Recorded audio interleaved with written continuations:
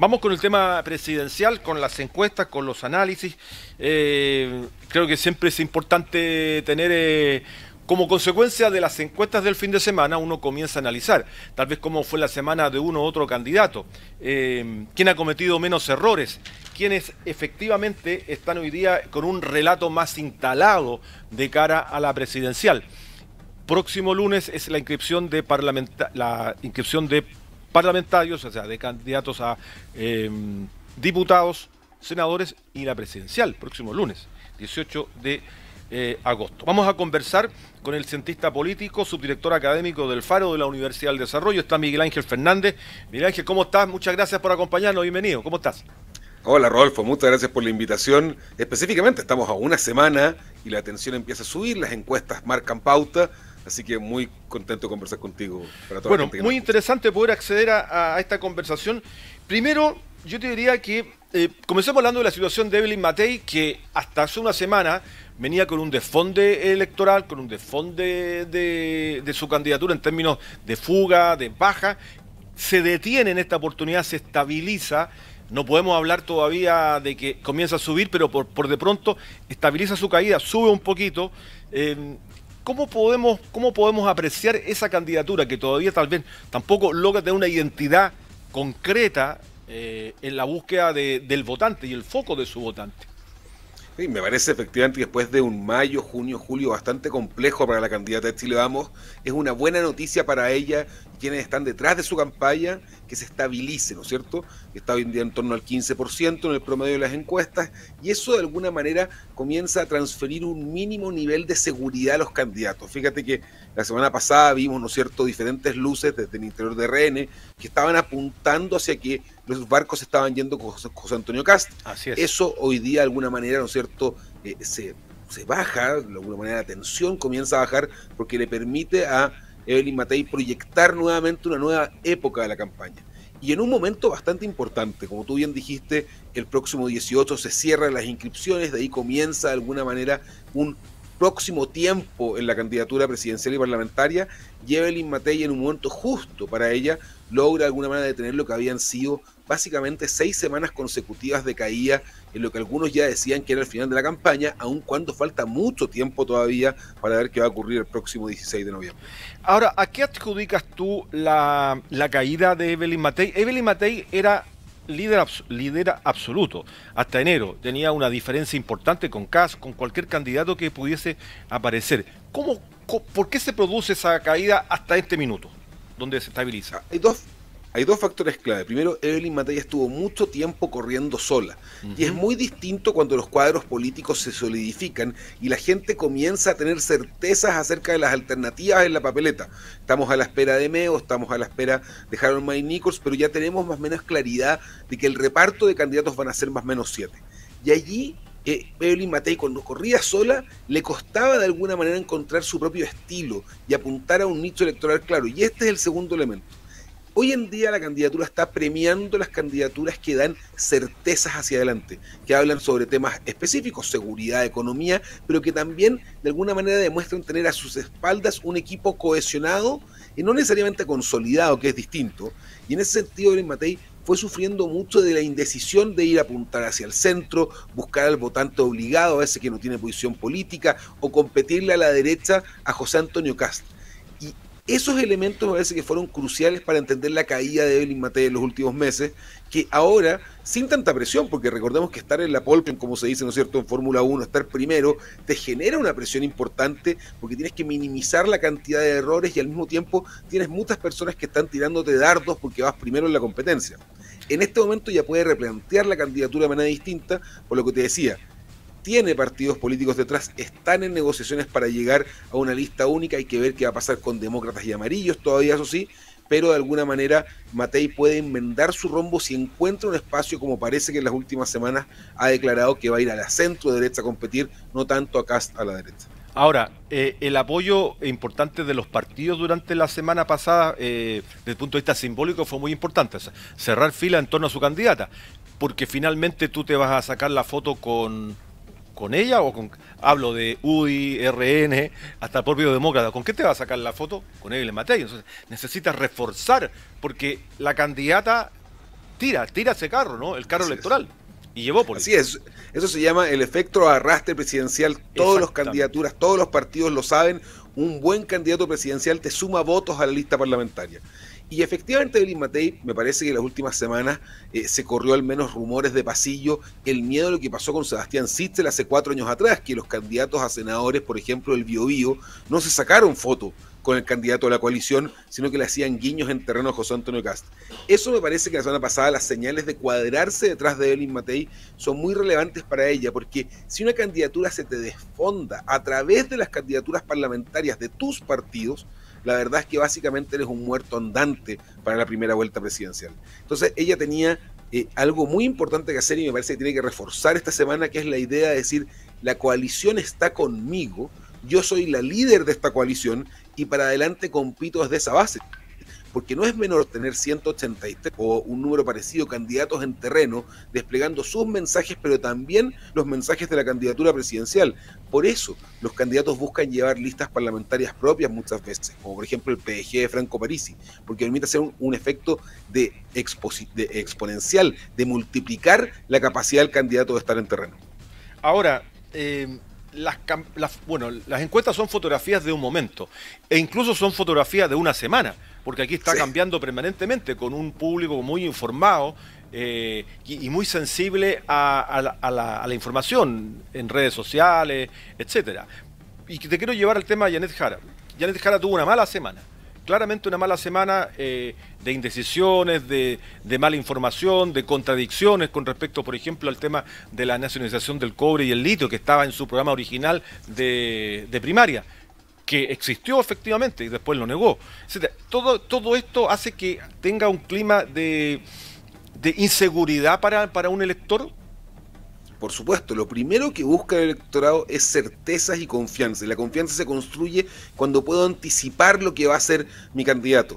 Cuando Janet Jara tiene estas contradicciones que son bastante profundas, tener una primaria, ¿no es cierto?, que ya compitió a la izquierda con un plan o un programa de gobierno formulado por el hijo de Lautaro Carmona, que era su jefe económico, y la transformación de ella, de la candidata del Partido Comunista, en sus propias palabras, así lo dijo en Frutillar, la candidata de la centroizquierda, le requiere tener un cambio muy rápido, y ese cambio afecta la reputación del candidato. Las personas no quieren escuchar un día que un candidato les prometa A y 3 días después les prometa B, porque empiezan a desconfiar de él. Y la construcción, sabemos que los tiempos de confianza son bastante líquidos, ¿no es cierto? El hilo que construye la confianza entre la ciudadanía y un candidato es débil. Entonces, estos errores no forzados te pueden llevar a perder puntos importantes frente a un sector de la ciudadanía que, como tú bien decías, está atenta a lo que ocurre con los candidatos, está muy atenta a lo que está ocurriendo alrededor del debate político y que además tienen los replicadores de información en redes sociales que le permiten rápidamente informarse y actualizar sus preferencias. Lo que le pasó a Jara esta semana fue eso. En una encuesta perdió 5 puntos, en la mayoría de las encuestas está hoy en día en segundo lugar, pero además ella tiene siempre un piso techo que le va a costar acomodar para la primera vuelta, que es lo que logra hacer el gobierno del presidente Boric, porque ella está íntimamente vinculada a ese gobierno, fue ministra del Trabajo y su carrera política surge desde allí. Entonces ella tiene esta doble dimensión de desafío. Por una parte, mantenerse coherente para que la ciudadanía pueda confiar en ella y así deposite su voto, y por otra parte lo que ocurre con el devenir del gobierno del presidente Boric, que siempre va a tener que responder a aquello, inclusive cuando algunas veces es muy incómodo por una candidatura oficialista.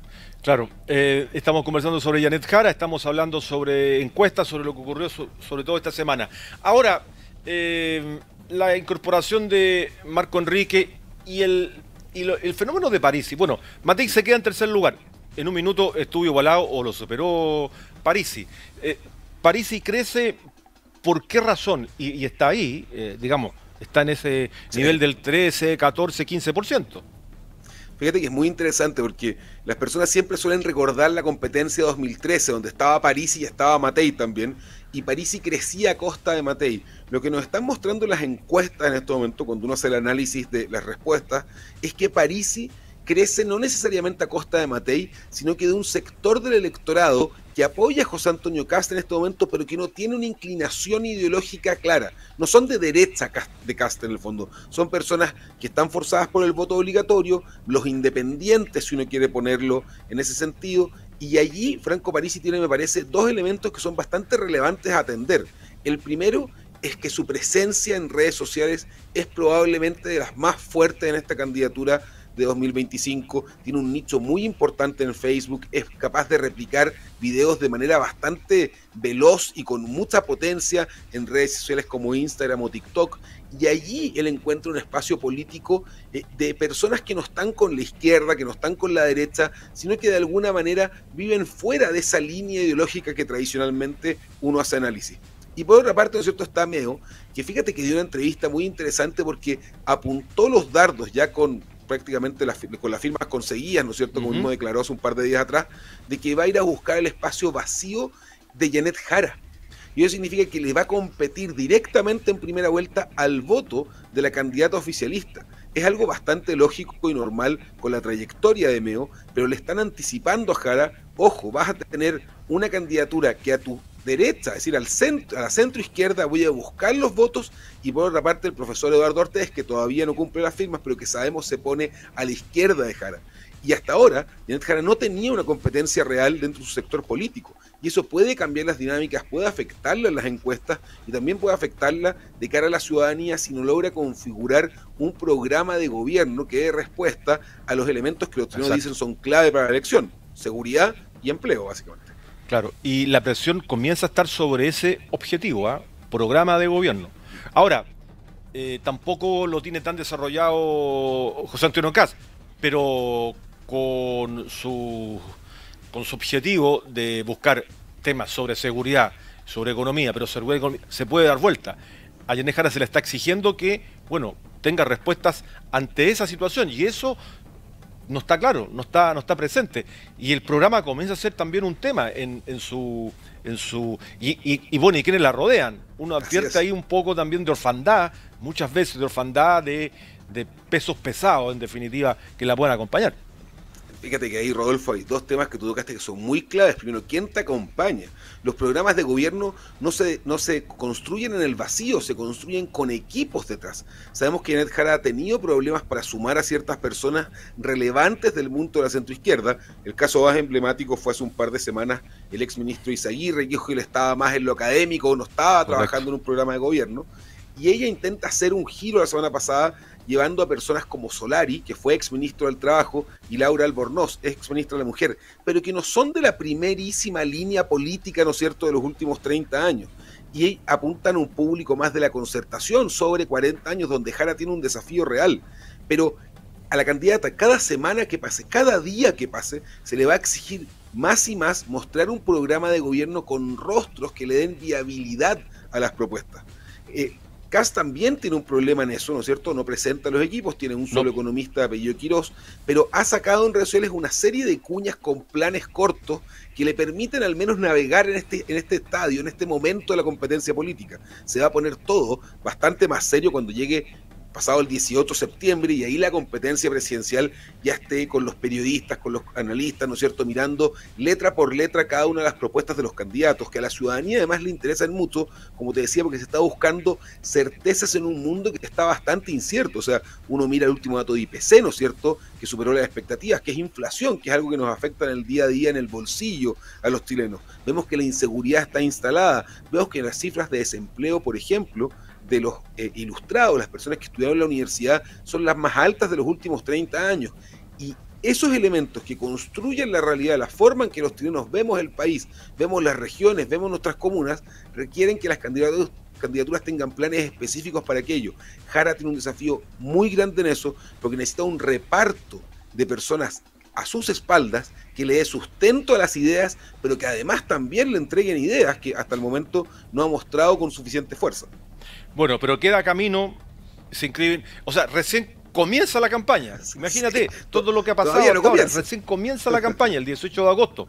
Tendremos los debates televisivos, los debates vacíos, los debates radiales, y donde Kast ha demostrado en algún minuto demasiada pasión, o equivocaciones, y eso también tenemos que tenerlo en cuenta. O sea, queda camino todavía, digo, para Matei y para Jara en esa línea.